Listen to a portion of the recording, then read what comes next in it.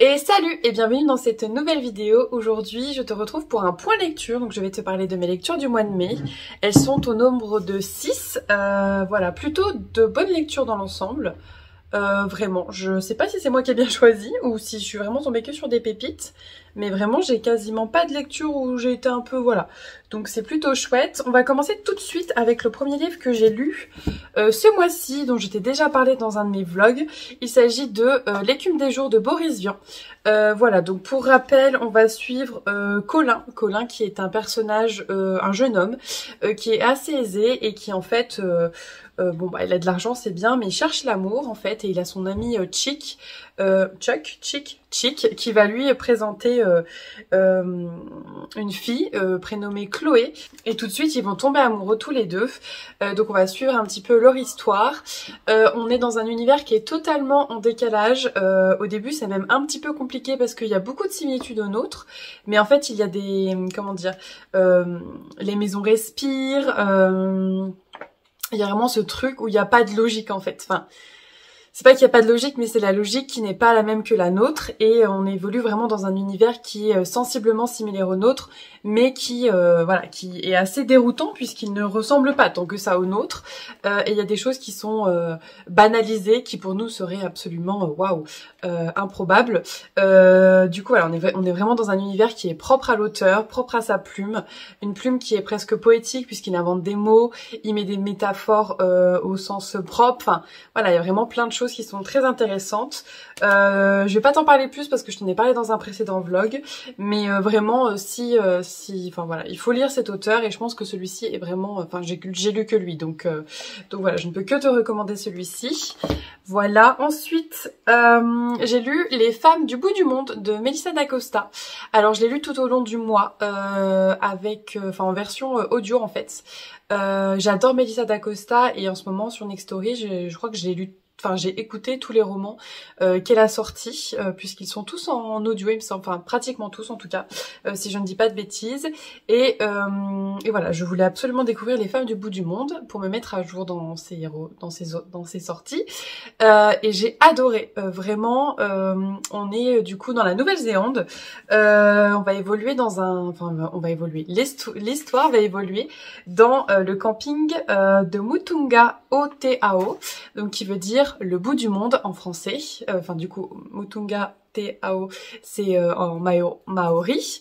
Ce que j'ai beaucoup aimé dans ce livre, c'est que vraiment Melissa d'Acosta va réussir à nous dépeindre les paysages de façon on va pouvoir s'immerger vraiment dedans. Moi je me suis imaginé les plages, voilà, vraiment elle fait ça avec beaucoup de détails et de descriptions qui sont pas trop pesantes et on se dit pas ouais c'est bon, passe à l'action. Non, vraiment c'est hyper important pour l'immersion dans le livre en fait et dans cette île tout simplement. Et j'ai adoré, vraiment j'ai adoré évoluer dans cette petite du coup on est dans un camping, donc en fait on va suivre Flore qui est une jeune parisienne qui va vouloir un petit peu sortir de sa vie puisqu'elle est en plein divorce. On va suivre tout au long de l'histoire pourquoi elle divorce, pourquoi elle a envie de partir, enfin pourquoi elle a décidé de venir en fait au bout du monde. Voilà, et en fait elle va arriver dans le camping de Millie et Autumn, donc Autumn et sa fille Millie, et va s'en suivre en fait une reconstruction, déconstruction, évolution de ces trois femmes-là. J'ai adoré, vraiment Melissa d'Acosta, elle a ce pouvoir, cette capacité à dépeindre des forces de liens, de relations, je sais pas si c'est français ce que je dis, mais vraiment les liens qu'elle fait entre les différents personnages sont vraiment faits avec énormément de talent. Les personnages sont réalistes au possible, ils ont des failles, ils ont des défauts, ils ont des forces, ils ont vraiment, on peut se sentir que touché par eux en fait. Il y a vraiment l'aspect émotionnel qui est très très présent je trouve, et vraiment j'ai adoré suivre cette histoire, d'autant plus en audio, je trouve que c'est trop bien. J'aime trop. Et elle va également non pas nous décrire les paysages et les personnages, mais aussi le côté un peu plus pas historique, mais voilà, elle va nous dépeindre un petit peu les traditions, la culture des Maoris, etc. Et j'ai trouvé ça hyper intéressant. Je n'ai pas retenu la moitié, mais c'est vrai que dans l'immersion pour l'immersion du livre en tout cas, le fait qu'on ait des petits détails comme ça parsemés un peu partout, je trouvais ça le livre encore plus vivant. Donc vraiment j'ai adoré. Je ne peux que te le recommander. Ensuite, qu'est-ce que j'ai lu? J'ai lu le tome 2 de Bodyguard de Laura S. Wilde. J'avais lu le premier tome le mois dernier, il me semble. J'avais beaucoup aimé, j'avais été surprise, mais j'avais beaucoup aimé. Du coup, là, on va suivre le personnage de Cruz, qui est un des 4 frères. J'ai beaucoup aimé l'univers dans lequel on évolue. On est vraiment autour de la célébrité, puisqu'au tout début du roman, Cruz va devoir intervenir. Il y a une jeune femme qui se fait un petit peu violenter dans la rue, donc il va intervenir et en fait malheureusement il va subir une blessure suite à cela. La femme, contre toute attente, va appeler les secours et se sauver, donc il va rester tout seul, à moitié mort. Du coup voilà, et comme de par, enfin pas comme de par hasard, mais quelques semaines ou mois après, je ne sais plus exactement, cette femme va le contacter pour l'embaucher, puisqu'en fait il s'agit de la mannequin la plus en vogue en ce moment, Eve DeLuca plutôt, et en fait vu qu'il est intervenu pour la protéger, elle va lui demander de le faire vraiment au quotidien et de devenir son bodyguard tout simplement, son garde du corps. Et en fait, on va évoluer autour de ce monde-là, du mannequinat, de la mode, de la célébrité, de l'influence, des réseaux sociaux. Vraiment, j'ai trouvé ça hyper intéressant parce que du coup, on va suivre un personnage qui... dans le monde de la mode, le poids est important, donc on va un petit peu venir titiller certains comportements alimentaires qui peuvent être un peu malsains, voire toxiques, sans forcément rentrer dans quelque chose de trop, de trop extrême. Je trouve que l'autrice a réussi à rester dans vraiment le juste milieu, pour que même si nous on n'est pas directement dans ce monde-là, on puisse être quand même concerné et touché par ce que Eve DeLuca traverse, d'autant plus qu'il y a une part un petit peu, beaucoup même, de trahison. Il y a beaucoup de personnes autour de son entourage qui ont profité en fait de sa notoriété pour abuser d'elle et pour abuser tout simplement pas de sa fragilité, mais voilà, quelque part quelque chose comme ça. Et en fait Cruz, qui va vraiment être là au début juste en mode garde du corps, va petit à petit réussir à lui faire voir, lui faire comprendre que voilà, il n'y a pas que le paraître, et vraiment ça va être un peu son seul soutien à certains moments, alors qu'ils ne se connaissent pas depuis si longtemps que ça, mais il va vraiment avoir cette bienveillance là envers elle, alors qu'il aurait très bien pu lui en vouloir, parce que rappelons-le, au tout début du roman, elle s'enfuit quand même en le laissant à moitié mort. D'ailleurs la famille de Cruz, les Westwood, ils vont vraiment lui dire non mais pourquoi tu fais ça, pourquoi tu vas être le garde du corps de cette fille alors qu'elle t'a pas du tout, elle t'a pas aidé, toi tu la sauves, elle s'est barrée quoi. Mais du coup il a vraiment cette bienveillance et cette empathie là, et j'ai adoré ce personnage, j'ai adoré le lien qu'ils créent tous les deux, et vraiment c'est une chouette lecture et j'ai hâte de lire la suite. Ensuite j'ai lu Cœurs et âmes de Colleen Hoover, que j'ai adoré. Colleen Hoover, il faut savoir que c'est une de mes autrices internationales préférées, on va dire ça comme ça. Et ça faisait longtemps que je m'étais pas mis à jour en fait dans mes lectures, tout simplement. Je crois que le dernier ça a dû être Verity, que j'avais adoré, que j'avais trouvé totalement genre ça sortait carrément de ce qu'elle faisait habituellement, mais bref, je suis pas là pour parler de Verity, mais n'empêche qu'il est très bien, je le conseille. Et du coup Cœurs et âmes, je l'ai du coup lu là ce mois-ci, et j'ai beaucoup aimé. Alors déjà la couverture est magnifique, j'adore, je suis trop fan, et ensuite l'histoire m'a beaucoup touchée, puisqu'en fait on va suivre Beya qui, alors je sais pas si ça se prononce comme ça, mais voilà, Beya, je sais pas, qui est une jeune femme en fait qui sort du lycée et qui a toujours grandi avec sa maman qui est une toxicomane et qui l'a négligée toute sa vie. Donc c'est une jeune femme qui en fait a toujours dû compter sur elle, toujours dû se débrouiller, être déterminée pour plein de choses. Et en fait malheureusement il y a un drame qui se produit au début du roman qui l'incite en fait à partir de chez elle. Et retrouver son père qui ne l'a pas éduqué, qui ne l'a pas élevé, qui a vraiment une part assez en retrait dans l'éducation de Beya, mais du coup elle est obligée d'y aller en fait, elle n'a nulle part d'autre où aller, donc elle y va, et du coup elle va rencontrer sa nouvelle belle famille. Donc son père s'est remarié, et cette femme avait déjà une fille pratiquement du même âge que Beya, et en fait elle va s'apercevoir que son père n'est pas celui qu'elle pensait être. Il semble être un homme plutôt généreux. Sa demi-sœur du coup lui en fait des éloges. Enfin vraiment, elle arrive dans un cocon familial qui est assez doux, assez sain. Et du coup ça la déroute un petit peu puisqu'elle n'a jamais connu ça. Et du coup il y a également ce jeune homme qui habite juste à côté de leur maison, dans une grande maison luxueuse. Voilà, c'est un fils de un gosse de riche tout simplement. En tout cas c'est ce qu'on nous dit au début du livre, enfin c'est ce qu'on nous laisse entendre.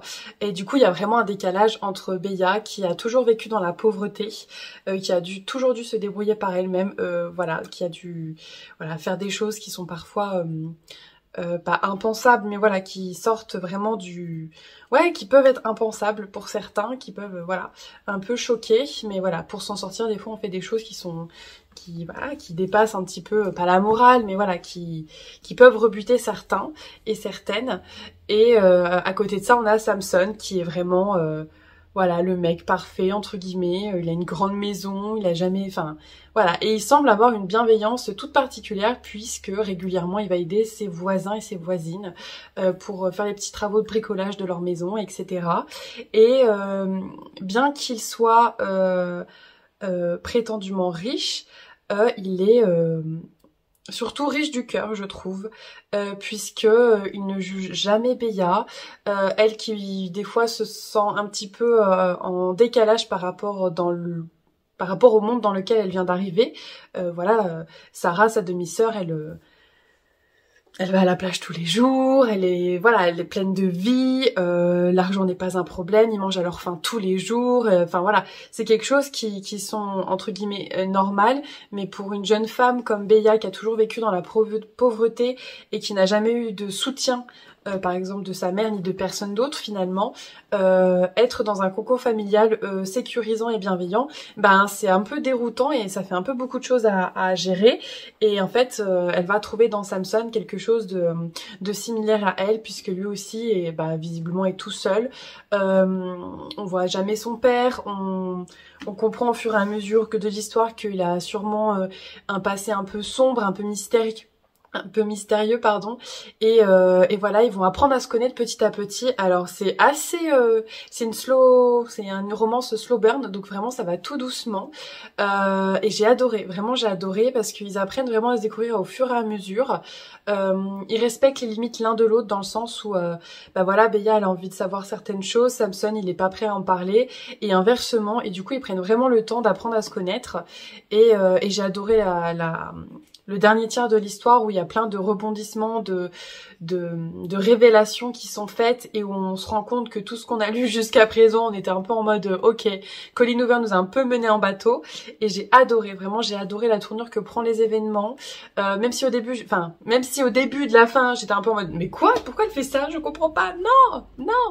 Et finalement on comprend pourquoi l'autrice écrit, on comprend tout en fait entre guillemets, et j'ai vraiment adoré, ça a pas été un coup de cœur et j'arrive pas à savoir pourquoi, parce que j'ai tout aimé, l'évolution des personnages, leurs liens, les thématiques abordées, etc. J'ai tout aimé, mais je sais pas, il m'a manqué peut-être un petit truc en plus, mais j'arrive pas à savoir quoi pour que ce soit un coup de cœur. Mais vraiment ça a été une excellente lecture et je ne peux que te la recommander. Au début du mois, j'ai également lu Ce qu'il reste de nous de Erika Boyer. Alors je vais t'en parler assez brièvement ici parce que je t'ai fait déjà un éloge dans mon vlog, je sais plus lequel, mais je te le mettrai en barre d'infos. C'est une romance polyamoureuse que j'ai beaucoup aimée. On va également aborder la thématique des liens familiaux, de la famille, de la confiance, les origines, tout ça, enfin bref. Ça a été une excellente lecture, vraiment le coup de cœur de l'année pour l'instant, vraiment. J'ai adoré, je ne peux que te le recommander, et je te mettrai en barre d'infos la vidéo et la minute, le minutage à partir de quand je fais l'éloge autour de ce livre, parce que je vais pas me répéter ici, donc du coup voilà, mais vraiment une pépite. Ensuite, après avoir écouté Les femmes du bout du monde en audio, je me suis lancée dans l'écoute de Ici et seulement ici de Christelle Dabos, qui est sortie là tout récemment. J'avais lu une première fois le premier tome de La Passe Miroir, donc Les Fiancées de l'hiver, il me semble. Je l'avais lu en papier, je crois même que je l'avais en papier, et j'avais pas du tout aimé. Et je l'avais réécouté quelques années après, enfin écouté tout court, parce que j'avais oublié que je l'avais lu et pas aimé. Ça arrive. Et j'avais adoré la quadrilogie, je crois qu'il y en a 4 même. J'avais adoré cette saga, alors j'avoue que j'ai un peu perdu tous mes souvenirs à ce sujet. Mais je me souviens que j'avais beaucoup aimé La Plume, etc. Donc quand j'ai vu qu'il y avait un nouveau livre de Christelle Dabos qui était sorti, et qu'en plus il était en version audio, je n'ai pas réfléchi bien longtemps avant de me lancer dans l'écoute. Mais à l'heure actuelle, je ne sais toujours pas si j'ai aimé ou pas ce roman, et dans les quelques avis que j'ai lus, tout le monde dit la même chose, sensiblement. Personne ne sait si on a vraiment aimé ou non ce roman, en fait, tout simplement. Alors, on va évoluer en fait sur une année entière au collège, donc de septembre à juillet, et on va suivre différents personnages. Je sais même pas trop quoi en dire en fait. Ouais, on va suivre différents personnages et il y a un petit côté un peu réaliste, un peu magique, un peu... Enfin, il y a des choses qui se passent, on comprend pas tout. Ouais, en fait, ça m'a presque fait penser à Boris Vian, avec L'écume des jours. On est dans un univers qui est semblable au nôtre, mais on voit bien que c'est pas pareil, en fait. Il y a des choses qui se passent qui peuvent pas se passer dans notre monde. Enfin, vraiment, on est dans un univers totalement en décalage également. Et j'ai bien aimé ça, mais... Je sais pas, j'arrive pas à savoir en fait. Vraiment, je suis assez neutre. Genre, ouais, j'ai passé un chouette moment d'écoute, mais je pense qu'il va me marquer. Je pense que je m'en souviendrai encore dans quelques années. Mais ouais, je sais pas. Par contre, ce que je peux dire, c'est que la version audio, elle est vraiment chouette. Parce qu'il y a un narrateur pour chaque personnage. Donc vraiment, ça ajoute une dynamique. C'est vraiment trop bien. Vraiment, j'ai beaucoup aimé ça. Mais voilà, je sais pas trop quoi en dire de plus. Si ce n'est que ouais, je pense que c'est un petit peu un ovni littéraire et ouais, je sais pas, je peux pas dire que j'ai pas aimé, mais j'ai pas non plus été transcendée et en même temps, je sais pas, ouais, trop bizarre ce livre, mais vraiment, je le conseille parce que je pense que c'est un livre à lire en fait, vraiment. En plus, ça aborde des thématiques un peu ouais, c'est important, on est dans le monde du collège, enfin voilà, il y a des choses qui se passent qui même si c'est un peu extrapolé pour rentrer dans cet univers un peu en décalage, un peu loufoque, ça peut faire écho à des choses vécues en fait. Moi je sais qu'il y a 2-3 fois je me suis dit ah ouais, enfin ça m'a fait penser à des trucs en fait de quand j'étais ado, donc je pense que c'est important et je pense même que pour les ados ça pourrait être chouette, même si c'est un peu sombre, il y a un petit côté sombre quand même. Mais ouais, je pense que ça pourrait être une bonne lecture à faire lire aux collégiens, lycéens. Vraiment. Je pense que ouais, ça peut être une bonne idée. Enfin bref. Tout ça pour dire que j'ai bien... Enfin, voilà. Je sais pas, mais ça va. Franchement, ça va. C'est juste que c'est particulier et que quand on a un livre qui est particulier, on sait jamais trop en fait. Je pense que même pour L'écume des jours, je l'aurais peut-être pas lu étant plus jeune. Il y aurait ce côté où je sais pas si j'ai aimé, genre, enfin si je sais que j'ai aimé, mais il y a ce côté où c'est tellement pas dans... Ouais, vraiment c'est ni de la fantaisie ni du fantastique, c'est vraiment un truc à part je trouve, et bref. Voilà, on va arrêter là-dessus pour ce livre parce que je sais pas quoi en dire de plus. Ensuite j'ai lu Happiness Palace de Blandine P. Martin. J'étais tombée amoureuse de la couverture quand je l'avais vu passer dans le catalogue Nextory. Et j'ai bien aimé ma lecture, mais je crois que je suis un petit peu déçue. Alors soit j'en attendais trop, soit je sais pas, j'ai bien aimé le principe puisqu'on va suivre Amy, une jeune femme de 26 ans je crois, qui au tout début du livre est à l'hôpital, elle veut en finir, elle est pas bien du tout. On comprend que c'est une femme battue par son mari et en fait il va y avoir un infirmier qui va lui dire écoute viens dans mon HP. Donc elle dit non mais je veux pas aller en hôpital psychiatrique et il dit non mais c'est le Happiness Palace. Et du coup en fait elle va effectivement aller dans cette colocation.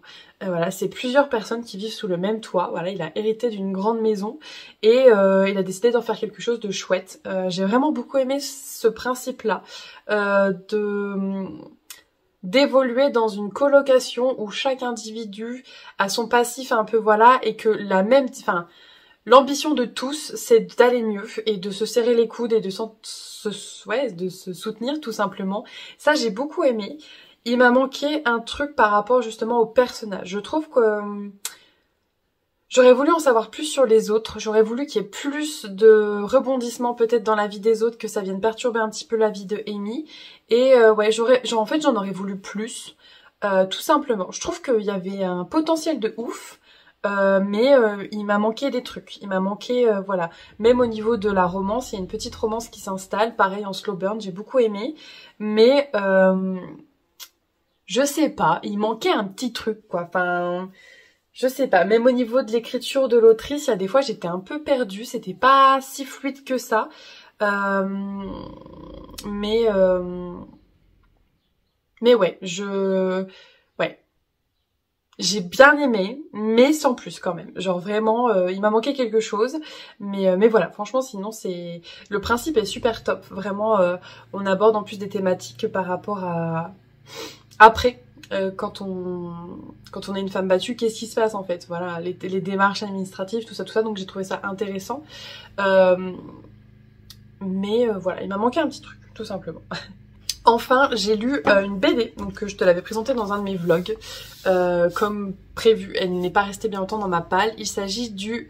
Enfin non, pas du... de Le Cœur en Braille, de plein de monde. Joris Chamblin, Pascal Rutter et Annelise Nalin. Et du coup, en préparant cette vidéo-ci, je me suis rendu compte que c'est inspiré justement du livre du même nom, écrit par Pascal Rutter justement. Apparemment, il y a un roman. Donc je pense que je vais me le procurer parce que il m'a manqué un... Enfin, voilà, bref.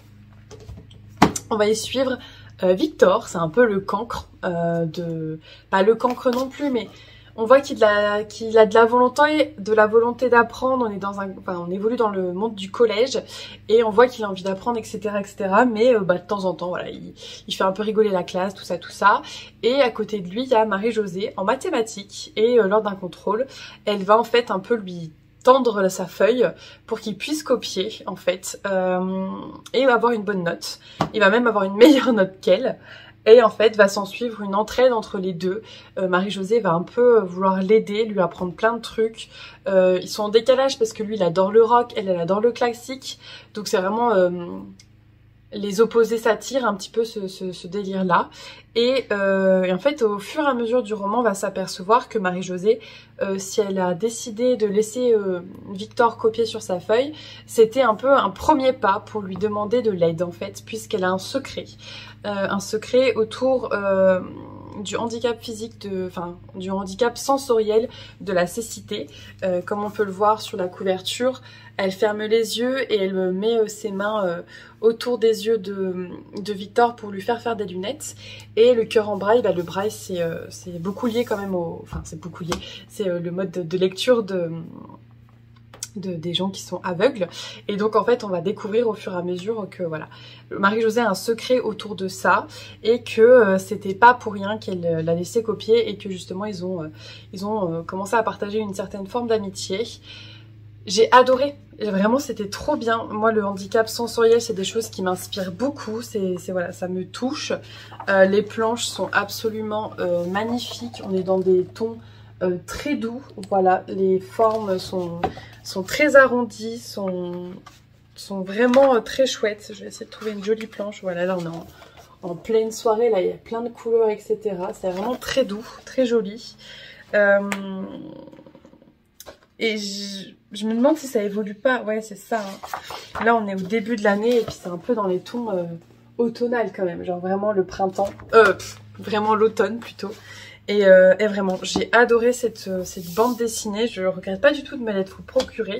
Moi qui achète très rarement des graphiques, vraiment, je ne regrette pas.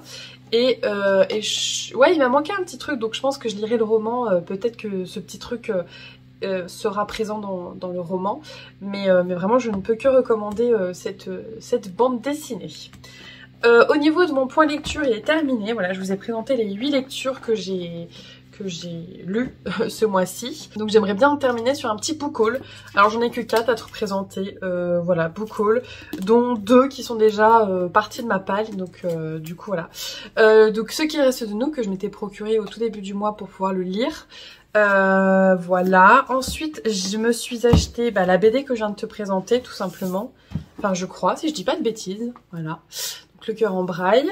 Et je sais plus, Red is Reading je crois qu'il s'appelle, avait parlé de ce livre aussi, donc Les Mondes de Sam, de Kate Stewart, qui est en fait autour de l'autisme. Voilà, et je me suis dit vas-y go, je me le procure immédiatement.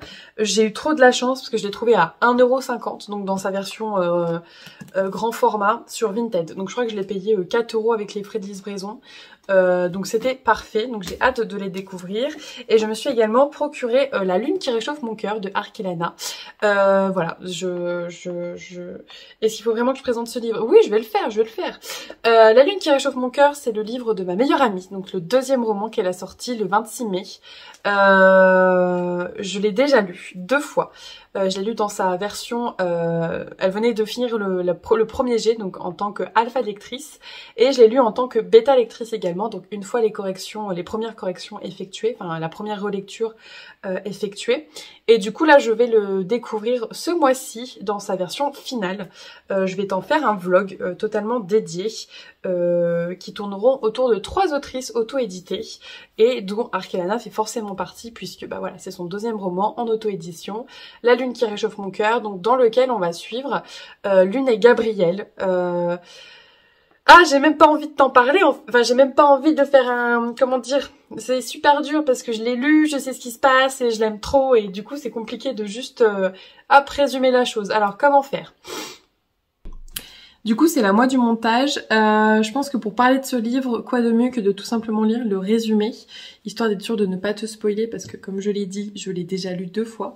Donc c'est vrai qu'il y a des choses que j'ai envie de te parler, mais en fait non, on va se détendre. Donc je vais juste lire le résumé. Alors, La Lune qui réchauffe mon cœur. Lune pensait savoir ce qu'elle voulait faire de sa vie, mais elle réalise que la fac de droit n'est pas faite pour elle. Elle se réfugie alors dans sa passion de la lecture. Un pas après l'autre, Lune lutte contre la dépression dont elle souffre. Elle survit plus qu'elle ne vit réellement. Ces dernières années, Gabriel s'est enfermé dans une bulle. Devenu solitaire, il a régulièrement besoin de s'entourer des montagnes au risque de s'effondrer. Un soir, il match sur Tinder. Lune est amusée par ce motard au sac à dos de dragon.